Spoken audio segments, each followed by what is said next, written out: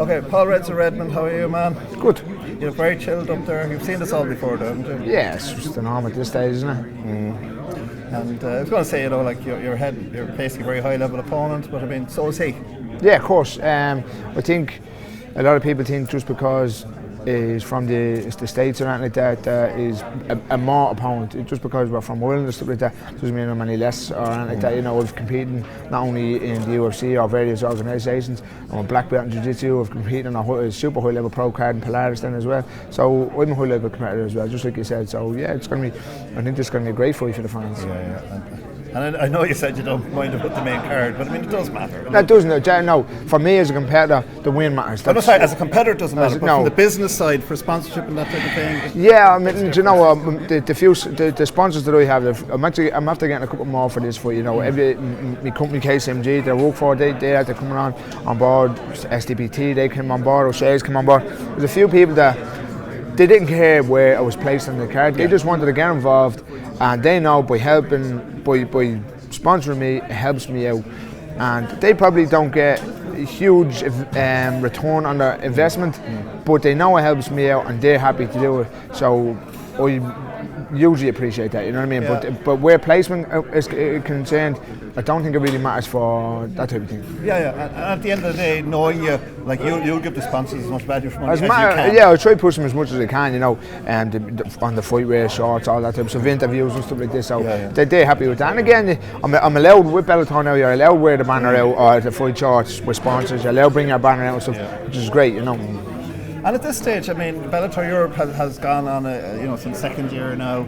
I mean, as an organisation, like it's really getting there, isn't it? I mean, I feel it is. Yeah, it's you know, from a non-fighting point of view. Yeah, a lot of people thought when it sort of popped up that it was just going to be Ireland guys fighting other Ireland guys or in UK guys or that type of scenario. But now they're bringing over guys from the States, guys from Europe and stuff like that. So it's not just a homegrown versus homegrown. It's they're pushing it now, and I think what they're doing now is in its second year is they're looking at the quality that's coming out of it, and they're pushing them for the bigger cards then as well. You know, so it's quite significant. It's the Irish guys going over to the States quite a bit. There's been 3 or 4 gone over now. They've told me to get me. Well, they've actually asked me last year to get me US visa, which I've got just last month. It's been approved the whole lot, so maybe you might see me over in the States after this.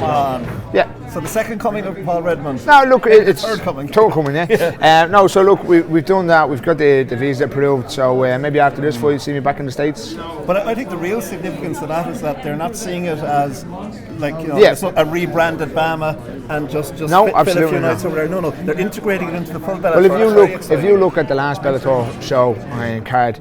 I thought they were only going to do 5,000 in the stands. When I got to the thing, the venue, somebody had said they were, it was sold out or close to the sellout, and I thought it was the sellout for the 5,000. As soon as it came out, it was 10,000, and they made just as much noise as any show I've ever seen down there. So it's not, it's not a small show. Yeah, it's not a small show by any means. 5 years ago. Yeah. But I was at one where Paddy Houlihan's. Yes. Yeah, and I thought that was great. Bellator was better atmosphere-wise, I thought. Barring maybe, I thought Ashling's walkout was just epic. Yeah. And Paddy's as well, obviously. But Bellator, from the first fight to the last, there was noise. You know you're from backstage. Yeah, of course. The first fight, there was no fight where everyone went to the bar. None. I think that's because instead of just the 5 fighters that was on it, you got about 16 Irish fighters that was on it. So everybody, everybody's a little bit more homegrown talent then as well, which is not a bad thing. It sells the card out. It garners a little bit of interest from the start. So if there's homegrown fighters from the very start right through to the end, there's going to be. It's very positive for Irish MMA though. Hugely. And I know you've got some really good guys coming up in the gym. Great guys coming up. There's a couple of really good amateurs at the minute. A couple of novice pros, we'll say. A couple of 2 and 3 fights. It's getting them on the shows. It's trying to get them the there's not that a whole lot of cards here in Ireland at the minute. There's a couple up north and stuff, so getting them experience to get on shows like this is a little bit harder these days. But it's coming about, you know. I don't know, Paul. I mean, like, you're interested in all clubs and all MMA in Ireland, even though you don't talk about it much. But I'm interested would you in be as whole. confident as other people about the next wave are coming?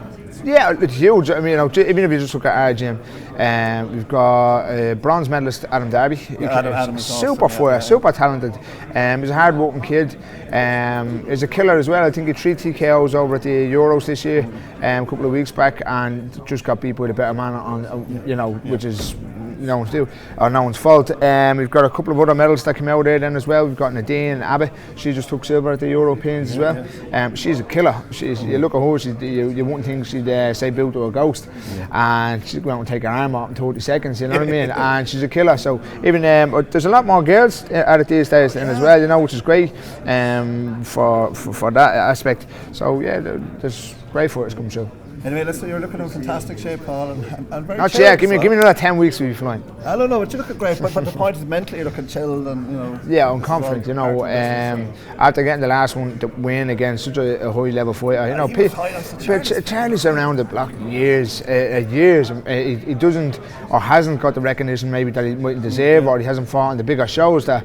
But he's certainly fought all the top lads out there, and I think he made a statement then against a high level Chris Bungar. Chris beat a really high level Terry Brazier, which meant that's the level he's at. That's it, you know, he's super high level, you know. So yeah. Anyway, the great Pete Carroll is waiting. Petey. He can fucking wait. Let him wait there. You can talk to him, I'm not talking to Pete Carroll. I'll talk to Noel McGrath, no problem. You know what I mean? Noel. Pete can fuck off. Can't wait to see this one. Should be great. 100%. Thanks, Jerry. Thank you.